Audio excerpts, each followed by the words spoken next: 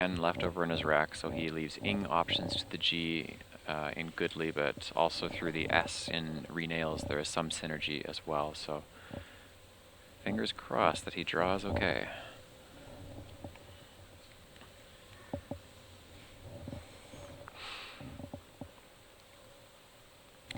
Now votings I don't believe is good. Stoving is good, however.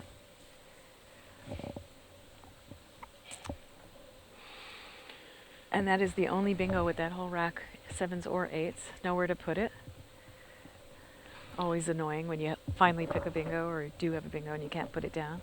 We call those no-goes. And the question is, what do you do? Do you are you a holder onto the ing rack part of the rack, Jesse, or do you like to just play for points? With respect to in general, or are we In talking? general. Okay. In general. I think ing as a combination to hold on to is overrated. I think it's position dependent, but I would likely keep just in over ing in most cases if I were to make an exchange. Well, obviously the gerund form of words is a common way to conjugate. I just think in terms of the value of potential combinations of letters that ing tends to get a little bit too much credit. And I think it does, and I think it holds you back. And also when you look at a board like this, like where you're going to stick it anyway, you're very limited. So I think it's a mistake to hold on to it if there's something better available anyway, for sure. Ori is lined up Poilu through the L and Renails. I don't think it would be the best play next turn, but he doesn't have very many good ones to consider to begin with. A suggestion for David Gibson is to play Vogue somewhere to declutter his rack. I'm just looking to see where that would go. Oh, Eng and Vogue, I see. That's possible. It actually does fit into Gibson's playing style. Although it's not really blocking anything. No, and I think he likes to block. He likes to be actively creating problems for people.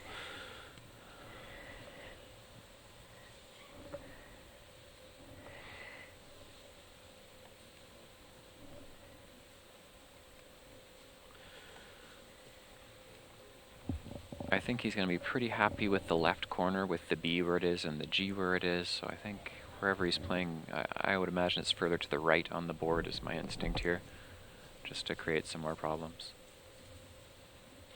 Also that V, I don't know how much of he's in a rush to get rid of it. It's a great blocking tile, and he's ahead. It's early, and he's only up by 38, and but we'll see what he does. But then again, he also has a great potential rack there for a bingo. So if he could just get rid of V, he would probably be really happy. So interestingly, David's gone with Vig over Vogue. That is very interesting, is it not? So there were 3 O's played already, as opposed to, let's see, 1, 2, 3. Yeah, there were 3 I's and 3 O's played, so equally, more or less an equal number of I's and O's to draw. There are 8 O's in a standard set and 9 I's in a standard set. Well, if you do Crackle, Crackle always seems to want to get rid of the O instead of the I. I personally think having 2 I's on your rack is a lot more malleable than having 2 I's, but let's see what he's got. Well, through discontiguous J and U, he's got Tongs. Yes. He's making it easy to find. He's in a lot. Yeah, that's it's everything you don't want to do. You're blocking the bingo lanes. You're not creating anything. You might consider passing.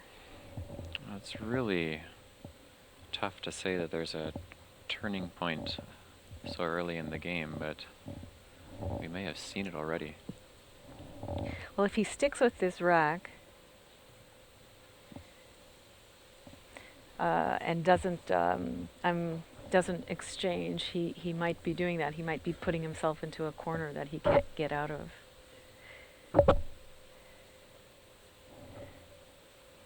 I think passing is the only reasonable thing to do here. And by passing, I mean exchanging tiles. Yeah, so he's exchanging all but IN here. He's keeping the ING. And that's perfectly fine.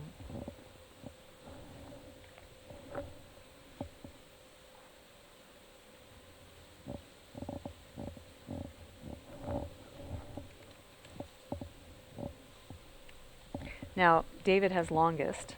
We've been holding off from telling you long enough. But he has nowhere to put it.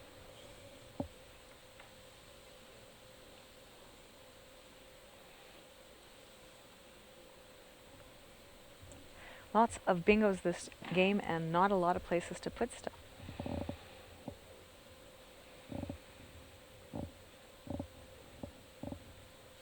I'll give you an update on the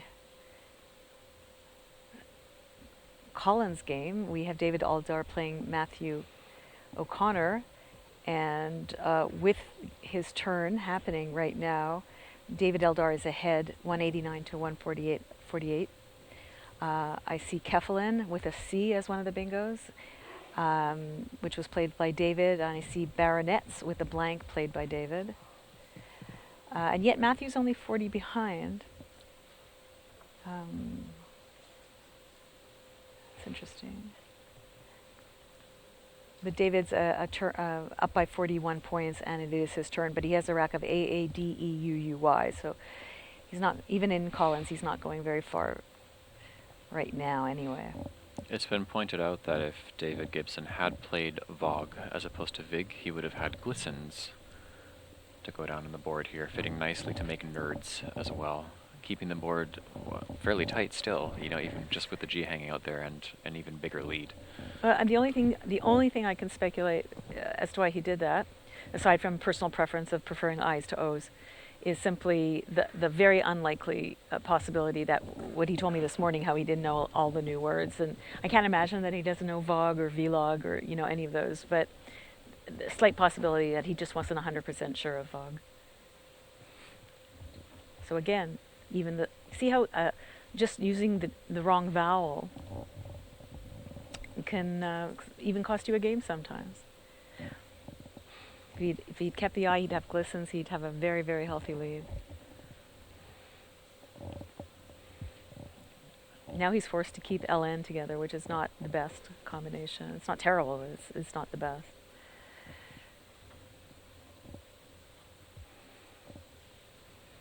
Okay, and then we have Ori with Ensnare and Insaner. Which is not going to help him. Engrains, Grannies. Oh my good, there's a whole bunch of them.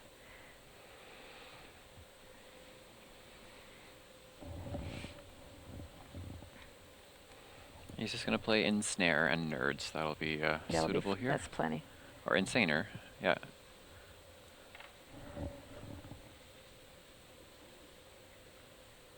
Once again, though, every time he bingos, he's opening up a triple. Once with an S, once with an R. It doesn't get much worse than that. We'll see if he gets, we almost see Mylons on David's rack. I don't know what that 7th tile is. We'll see. Gotta move that hand, It doesn't really matter if he's got Mylons. There's nowhere to put it. No, he's got an F. Okay. So he might get away with it a little bit. So insane. So now we have ourselves a game, as they say. And it's completely arbitrary as an answer to Michael Pearl, but the correct pronunciation, according to my old IT school professor, is GIF. It is not GIF when talking about the image format. Yes, it's GIF. As my son rolls his eyes and tells me. And he's probably doing that right now because I know he's listening. I think we might see flyers come down for David. 48 points. So got 45 for Jubes, and he might get 48 for flyers. So every time Ori bingos, he gives a juicy spot for David to come back and score over 100 points over the 2 turns.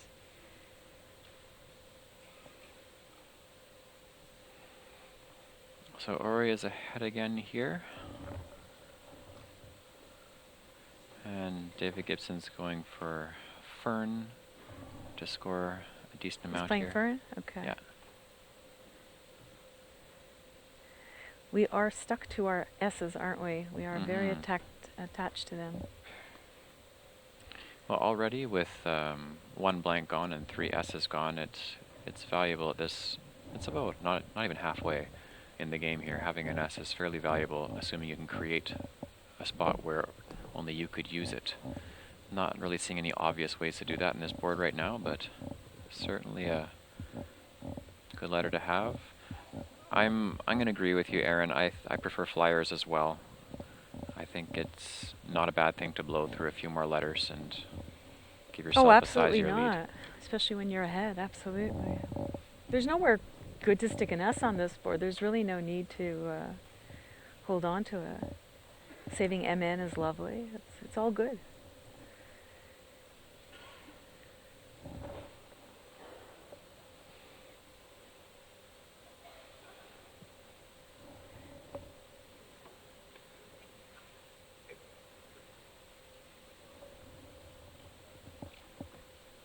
In the Collins game, Matthew continues to struggle. He's now down at almost a bingo, 161 to 220 with David's turn to play.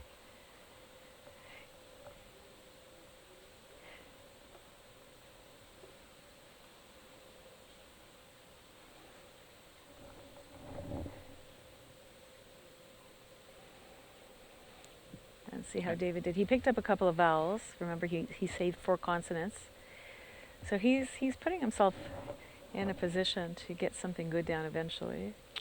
Or he could play something like Cupids to the S and renails to get rid of a few of those clunkier letters, score decently well. I like that a lot. You know why? Because it puts the C up in the top corner, and then you can't just make a quick 3 or 4 letter word to the right of it along the triple to block that whole area. It stays open. Yeah, the last thing Ori wants to do is create an easy way to block the board up. The C is actually generally considered a blocking tile, so if he can get rid of it in a way that doesn't block the board up for him, then it's certainly welcome at this point.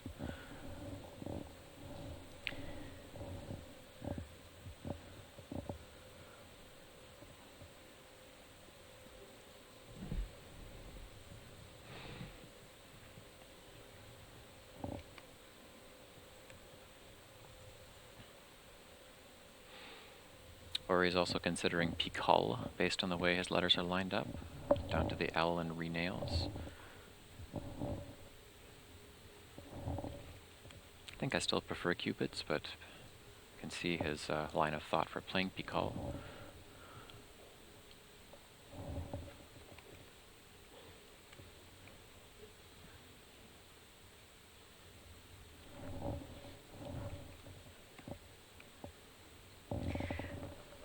He also has uphold through the L in renails.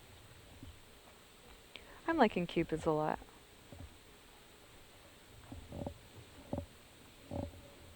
You might say I'm in love with Cupids. Well done.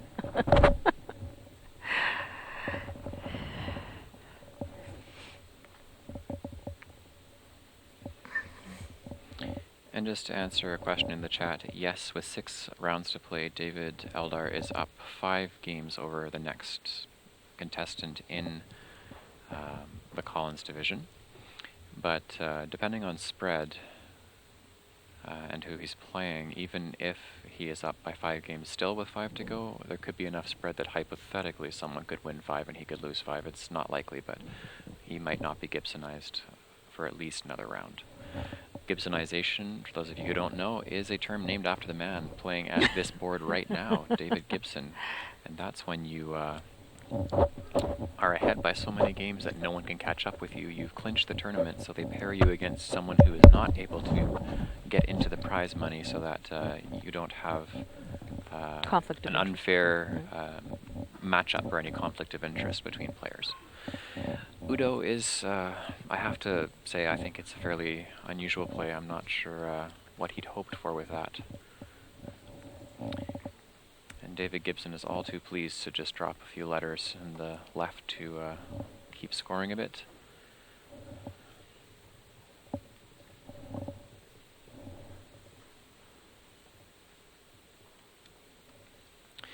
But now at this point, pitches to the S and renails is a fairly strong candidate at this point. What's his 7th tile? I could not see it. It looks like it's just slightly off camera. A little off pitch? Yes, a little off the pitch to go with the way the Brits might talk about it. He is going to go for pitches. Oops. He wishes.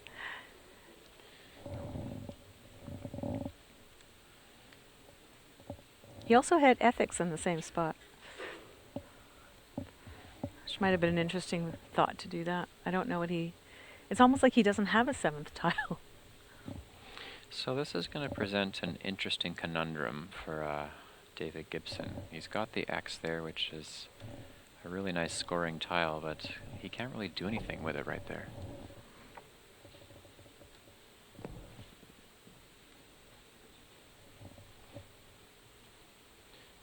Well, he's got XU at O12.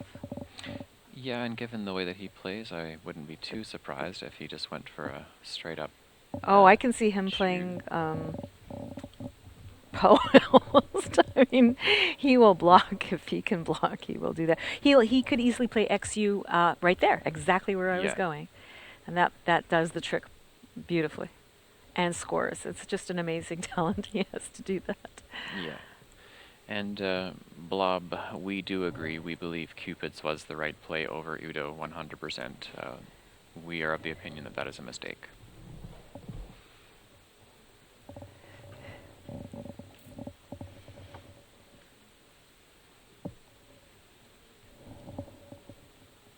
Oh, not looking good.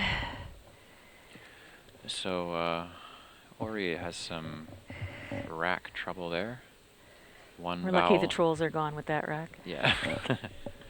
Yes. What to do, what to do. Okay, so this is what he's got to do. Pray is number 1. I know he's good at that, actually, and his mom is actually watching, so I'm sure she can attest he is he's a good prayer? Man of the praying. Okay. I think he needs to start thinking about opening the board on the left side, and or playing a word to the UT so that he can open that side as well.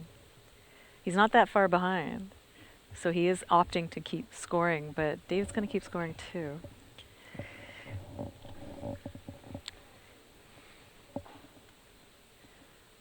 Flub scored quite a bit though. So we're not seeing a lot of bingo racks anymore, which works out well because there's not really nowhere to put them. So it's a very good lesson in how to manage the board when you're in various positions. So David's now only ahead by 8 points. So obviously he would like to score without opening. Which Yo in the bottom right does, yeah. That's exactly where my eyes were going. So he keeps a nice balanced rack, doesn't open up, scores reasonably well. Forces Ori, who is behind, to open up so that he can swoop in. What's funny? I'm just reading a comment, I'm sorry for interrupting, Yeah. from our wonderful friend Chris Lape. This is such a great game, watching Gibson collect canned food and head into the bunker while setting the world on fire. That is a reference to his blocking defensive style. So he's using his higher scoring tiles to continue to build his score up and do nothing to help Ori out with the configuration of the board. Now normally this looks like a really heavy rack for Ori, but it's got great scoring possibilities. The trouble is, there's nowhere to score. And David Gibson has drawn the other blank here, which all but puts the nail in the coffin. If he waits a little bit longer, Zika might be good. He's going to get down to his, and he has to use up his only vowel. So it should be interesting to see what David Gibson opts to play here, because oh my goodness, what a rack. He has at least Osetra down to the A in bravados, but which one of the options that he does have is he most likely to go with? And really that comes down to which one limits options. And if you're playing upward, you can't really limit options for 8s no matter what you do. He has really no choices other than to bingo off that B, I believe. And that forces him to make it an A. So, just the question, are there any AE bingos? I'm not seeing anything. Oh, nice. David Gibson is foregoing the bingo. He's playing Os, XIS, and Poe to get some score. Yeah, what's the rush, I guess he feels, right? And Ori, at this point, Ori has to assume that David And you know probably what? has the blank. Without doing any major iterations on Quackle, it agrees. Os is the correct play.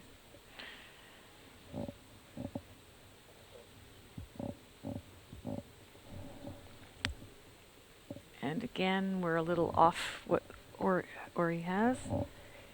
Pikl, ch, and something else. And an I. There we go. Pilchick. Chickpill. Hicklip. Chiplick.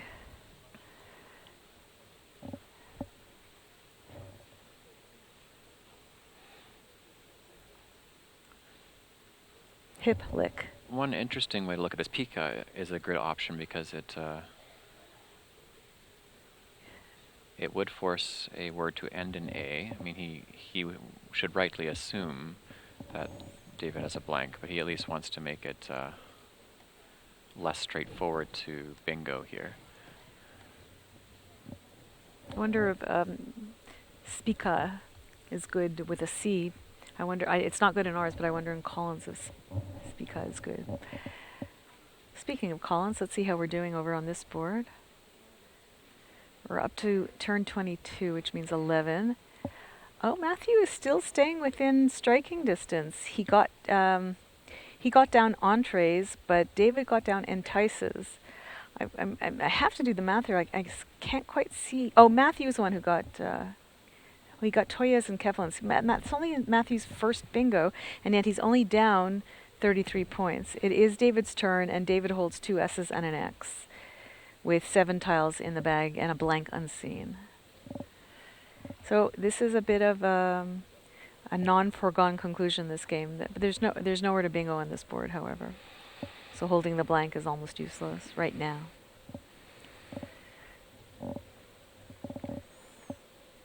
Still, it's nice to have a competitive game, as we are having one here, which is so great.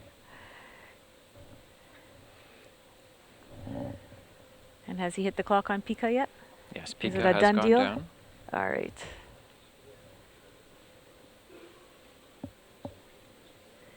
Pika was the number 1 choice so far, and David has picked up 2 E's, has he?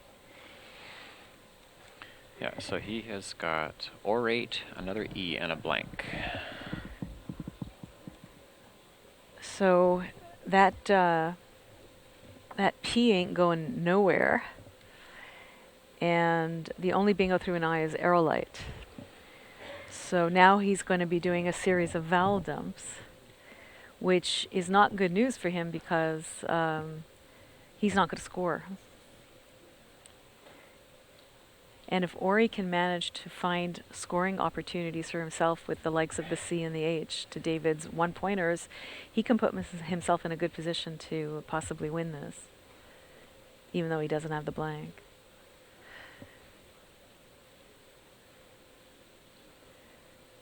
Question is how.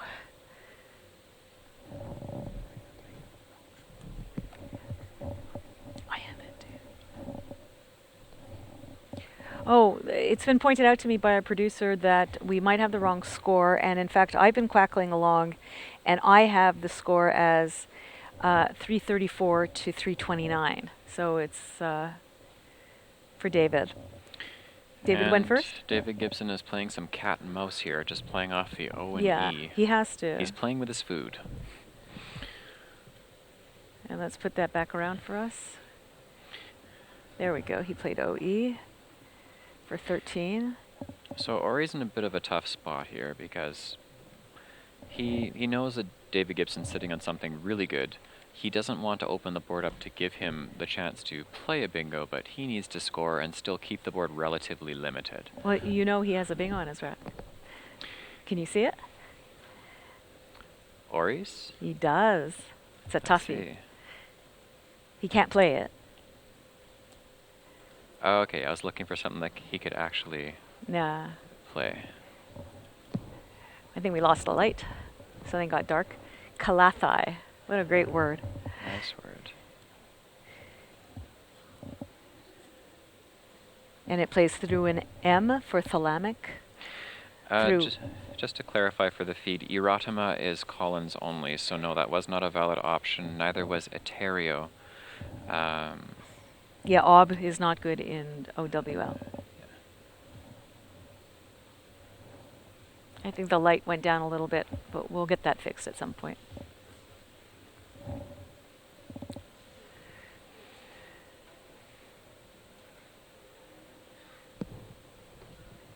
That would have been sweet if Kalathai could go down. So now he needs to score. And that is, so I think David is now at 347.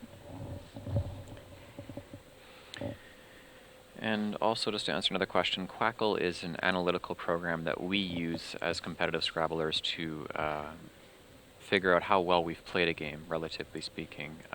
It gives us different moves that are possible based on the current board configuration, plus the letters you have, and then you can also use it to analyze the best move based on inferences, or at least some inferences.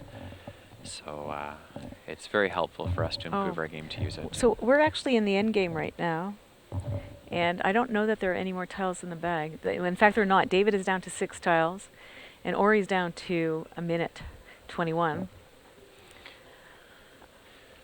So he's got to know that Gibson is likely to go out on this next turn, so he needs to find a scoring play and has to know that he really can't block at this point. There's really nothing he can play that would block. Championship player says right now the best play is to play Chai, C-H-A-I, to the I in Pika. He can also play H off of the Y in Goodly for 21 points. Now, I don't know if David has 2 places, but he has 4 minutes to think about it, whereas Ori's heart must be going through his mouth right now. He's got to get something down. We get games like this. I mean, you see a lot of 500, 400-point games when you watch Scrabble with us, but you also get games like this, scoring in the low 300s. There you go. He's just... he's played off the I, trying to block any plays through the P. Now, if only he had another 2 minutes to figure this out properly, that would be amazing. But he just doesn't.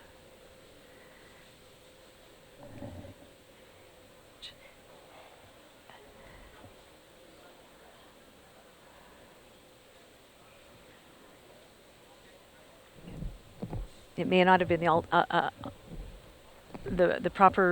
best play for Ori, but with the amount of time he had left, he had to play something.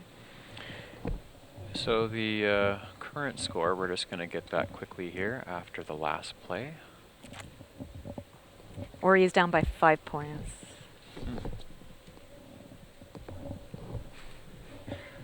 Oh, and no, actually, you're right. He didn't play Chai. That's my mistake. Sorry about that. He played Pi, so he's down by a bit more than that. He's down by a score of 347 to 333. And David could go out with Entera to the B in Bravado, which if he was smart he would do, but I don't know if he's going to see it. We know that he doesn't like board 1 pressure either, so it is possible that he misses it. His other choice is to play Eater, where Ori had H under the Y, or Arit in the same spot. He has Kalathai in 2 spots after this last play, which is a nice setup. Oh, so that's what that's what his thinking was. Wow, wow, wow, wow. But I think Eater is going to be enough points. If he could get a double word out of it, he might surprise a win, you know. David Gibson also knows that there's basically a free challenge on Ori's part if he goes out with Entera, so if he's even not entirely sure of it, he'll play something else. I think he would have played it already. There's no reason not to. And David, you know, some people do things in Scrabble where they see their opponents in time pressure and they'll, like right now, David is really, really taking his time, but there's no deception on his part. He's really just looking for the best play. He's not trying to force Ori to go overtime. His heart is pounding too, I'm quite sure. Now, it is also possible that he misses Kalathai. Oh, there's no question that he's well, not Ori, there's nothing I mean you David. can do. There's nothing you can do about it. He's got it in 2 places. The question is, how much is it worth and can he catch up? David only has 1 pointers or a blank on his rack. He's not going to give him a lot of points. Get rid of 5 tiles and you're fine. You should be fine. His concern will be blocking the I in Pika, since that doubles the H, and that's a valuable extra set of points. Yeah, that's no, but he's going to play Eater or whatever he's going to play there. Evert, that's fine. Or Exert. Or Roger Ebert. Except that would get challenged off. I'd give it a thumbs down. And David has not hit the clock yet. He's still thinking about it. It should be more than enough points. And Ori is going to quickly play Kalathai. We might see a head shaking again with David going, I didn't see that. But you never know. So we'll just get the final scores here after sorry those about last that. couple of plays, and we'll get you the official scores.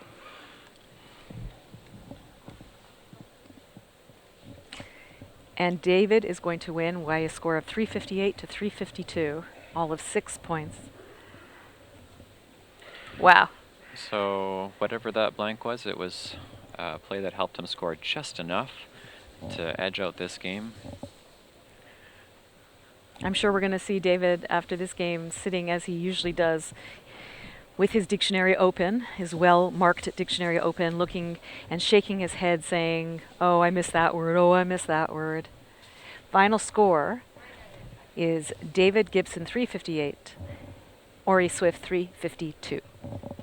A 6-point heartbreaking loss for Ori. And if we had to point at any particular play on either side as a turning point, Parados, 100%. Parados is certainly a big one. Not putting it in the right spot gave David Jubes for 45, and he only won by 6. So I think Cupids and an Oinology as well on Ori's part were certainly some plays that did not help. Tough on board 1. Very tough. And I would have probably preferred Flyers to Fern, but I think that plays into the style that David Gibson has. A little more defensive, keeping some higher counters. So that concludes this round of Scrabble here at the Grand Wing Convention Center in Fort Wayne. We'll be back shortly with the next round of coverage at Board 1, this time for the Collins Dictionary. Until then, this is Jesse Matthews signing off with Robin Pollock-Daniel.